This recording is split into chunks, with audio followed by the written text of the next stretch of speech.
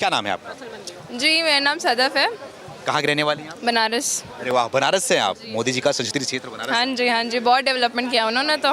Development किया उन्होंने। बनारस आइए आपको पता लगेगा। अच्छा जी। क्या क्या काम हुआ है वहाँ पे, कैसा काम? जी पहली बात तो ये है कि इलेक्ट्रिसिटी बहुत सुधरी है। हाँ। और ये है कि रोड्स हाँ। जो कि आज तक जब से मैं अभी 19 साल की होने आई हूँ मैंने कभी नहीं देखा था अच्छा। कि वो प्रॉपर है। हाँ। तो पूरे रोड्स प्रॉपर है, electricity 22 to 24 hours, even rural areas में भी रहती हैं। तो वहाँ काम अच्छे हैं उनके।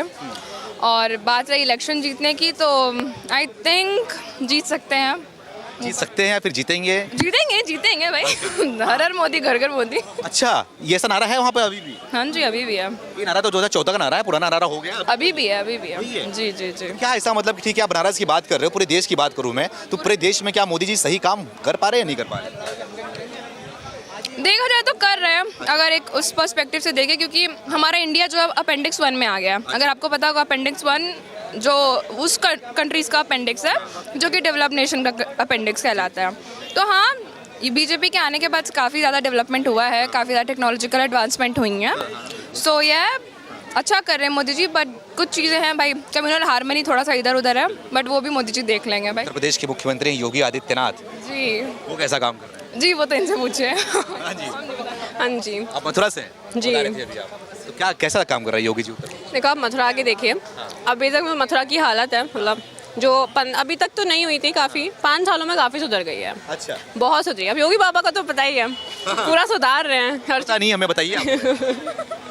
पूरा अच्छे से सुधार रहे हैं जितनी भी, और लोकल लेवल तक सब कुछ पहुंच रहा है। मथुरा में तो लोकल लेवल तक पहुंच रहा है, जो भी फैसिलिटीज़ हैं, जो भी है सब जा रहा है। सेंट्रलाइजेशन है ना, वो दिख रहा है बीजेपी की सरकार में। हाँ, करप्शन भी कम है, क्राइम लेवल सबसे पहली बात तो ये है कि दंगे फसादे इन 8 सालों में नहीं हुए हैं, आपने भी देखा है। जी तो ये सब तो सही काम हुआ है। जी, पॉजिटिव वर्क है। और अगर जीतती है तो भी अच्छा है, नहीं जीतेगी, अब रहना तो भारत में ही है, जो भी जीतेगी चला लेंगे। लेकिन आप ये बोल रही, जिस तरीके से बोल रही मोदी सरकार ने अच्छा काम किया सबके लिए, मैं खास करके बात करूँ वुमेन सेफ्टी के बारे में, तो वुमेन सेफ्टी कैसा हुआ है? देखिए वुमेन सेफ्टी, अब मैं बनारस से आई हूँ दिल्ली। जब मैं आई थी 2009 में, हालांकि तब तो मैं बहुत छोटी थी, एंड देन 2014 में 13 में आई थी मैं। तो उस टाइम तक घर वाले थे मेरे, और मेरी दीदी भी यहाँ पे रह चुकी है। सो उस टाइम तक घर पे एक वो बना रहता था कि हाँ भाई सेफ़ है, नहीं है, हर हफ्ते मतलब 2 हफ्ते पे आना जाना होता था।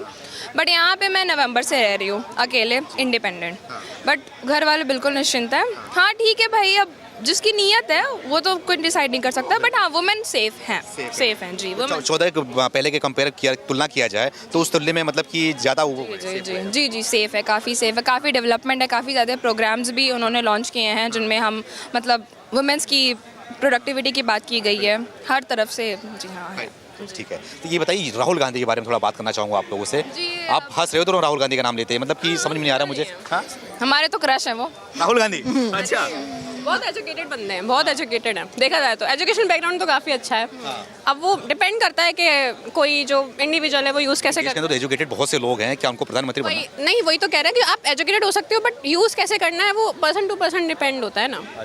तो बात आइडियोलॉजी की भी तो है, हम कौन सी आइडियोलॉजी फॉलो कर रहे हैं। राइट नाउ हमारी कोई आइडियोलॉजी नहीं है, हम सिर्फ वक्त देगा, क्योंकि जब से बीजेपी सरकार आई है तब तक उससे पहले हमें पता नहीं था कि हाँ हम इस तरीके से जज कर सकते हैं।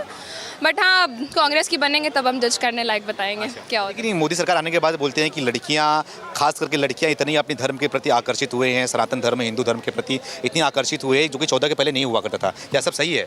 देखिए ये वाला तो एक बहुत पर्सनल ओपिनियन होता है कि आप किसी भी धर्म की तरफ, अपने धर्म की तरफ अगर आप बिल्कुल आकर्षित हो रहे हैं तो आपको खुद का वो है।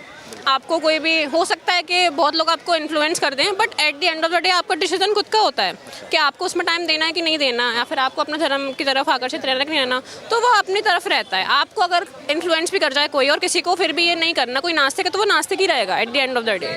बोलते थे ना 14 के पहले लोग अपने धर्म को लेके इतना वो नहीं थे, अब 14 के बाद से जब मोदी सरकार आई है अपने धर्म को। मैं मुस्लिम हूँ और बचपन से लेकर अभी तक मैं एक पूरे हिंदू बैकग्राउंड में रही हूँ, बट मुझे कभी ऐसा नहीं लगा कि मोदी सरकार के बाद से लोगों का धर्म का जो है क्लोजनेस बढ़ी है, ऐसा नहीं है। जो इंसान धार्मिक है वो धार्मिक ही रहेगा, जो नहीं है वो नहीं रहेगा। किसी सरकार के, किसी पॉलिटिकल लीडर के आने से उसकी जो थॉट प्रोसेस है वो चेंज नहीं हो सकती है। एक आप मुसलमान हैं, आप हिंदू हैं, दोनों साथ में रह रहे हैं, ठीक है, दोस्ती है दोनों की अच्छी।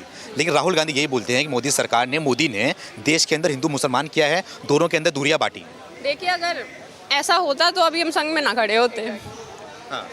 और ऊपर से हमारे और भी दोस्त हैं, इसमें मुस्लिम्स भी हैं, हिंदू भी हैं, इवन हम ऐसे कॉलेज से भी हैं तो जिसमें सब यूनिफिकेशन है, तो फिर जाकिर हुसैन, तो फिर मुझे नहीं लगता कि इस चीज़ में कोई फ़र्क पड़ता है। अगर अंदर का खुद का इंसान चाह रहा है कि हाँ हमें उस पर्टिकुलर इंसान से नहीं करना है तो वो अलग बात है, उसमें हम पार्टी को नहीं ला सकते बीच में।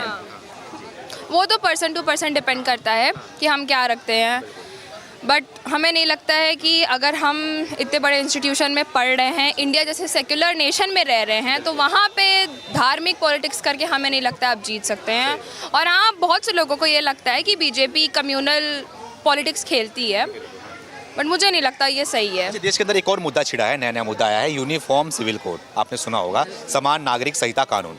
उसके बारे में क्या कहना है, क्या देश के लिए ज़रूरत है या नहीं ज़रूरत है? अभी हमें उस बारे में उतना पता नहीं है, तो मैं सर जैसे आपका नाम बताइए। अनुज कुमार गौतम बोलिए। From UP Rampur. जैसे मैं बोल रहा था, जैसे समान नागरिक संहिता के बारे में आपने पूछा था, तो इसमें दो आर्गुमेंट हो सकते हैं। एक तो वैसे मतलब भारत एक धर्मनिरपेक्ष राष्ट्र है, तो उसके लिए हमें ठीक है कि हम सभी धर्मों को मिलाकर मतलब ठीक है समान नागरिक संहिता लगा रहे हैं, ठीक है।